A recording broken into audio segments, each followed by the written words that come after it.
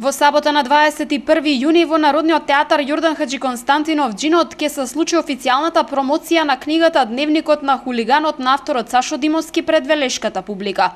Промоцијата ќе биде збогатена со изведба на авторски буто перформанс на Васил Зафирчев на сцената на театарот. Од напишан текст, Дневникот на хулиганот прерасна во мултимедијален проект, работен според самата книга, која својата промоција ја имаше во месец февруари во Македонската опера и балет. Ова е трето представување после претходните во Скопје и Битола. Рецензентот Венко Андоновски за делото на Димовски ќе забележи дека станува збор за една неромантичарска симфонија на воскресната љубов. Оваа книга е враќање кон еротичното, кој не сака да поседува, туку да дава, кој не сака да разголува, туку да прикрива, кој не сака расипнички да го троши другиот, туку да го сочува, која е пламен на сламата на страста и тивка жар на верноста. Таа е парафраза на старата максима на човекот од пред постмодерната, кога се тврдеше дека прикриената убавина е поеротична од разголената. Токму на новие премиси почива и текстуалната структура на Дневникот на хулиганот. Се бави со големи универзални метатексти кои ја третираат љубовта, убавината, сето видливо и невидливо и сето што е станување подобар човек секојдневно. Буто танцот кој велешаник имаат можност да го видат во сабота во изведба на Зафирчев представува јапонска танц-театарска дисциплина која актерот за првпат ја поставува во Македонија. Дисциплина која бара многу од уметникот, го растегнува дејството до најмалиот миг видлив за човековото око.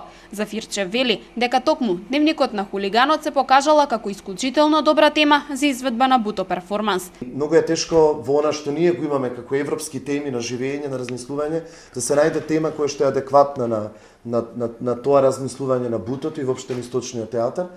И јас практично уште на социјалните мрежи, кога првпат се го сретнав Сашо како автор преку Дневникот на хулиганот и други негови текстови, некако имав чувство дека Дневникот на хулиганот како тема е исклучително адекватна за буто перформанс, затоа што тој прави еден вид демистификација на феноменот на хулиганите. Проектот Дневникот на хулиганот започна со радиоциклус во рамки на кој беа емитувани 22 изданија.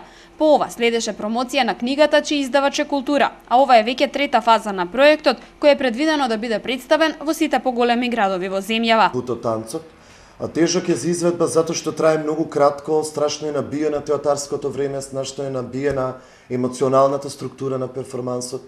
Тоа се практично многу универзални контексти кои се сведени до микромомент во само 12 или 15 минути. И многу интересно што во јапонската традиција на буто танцот тој тип на естетика секогаш се изведува на плах светло, значи на комплетно осветлена сцена и нема поклон. Нема чин во кој актерот се заблагодарува на публиката, затоа што на некој начин самиот чин на буто танцот станува еден вид интеракција на буто мајсторот со публиката во таа една отворена структура на театарски контексти, метафори кои секој гледач индивидуално ги доживува. Почетокот на промоцијата и перформансот се предвидени за во 21 часот. Влезниците по цена од 100 денари веќе се пуштени во продажба, а за посетителите се предвидени промотивни пакети по цена од 300 денари кои вклучуваат влезница и книга. Инаку делот од Дневникот на хулиганот е достапно во продажните места на култура по цена од 350 денари.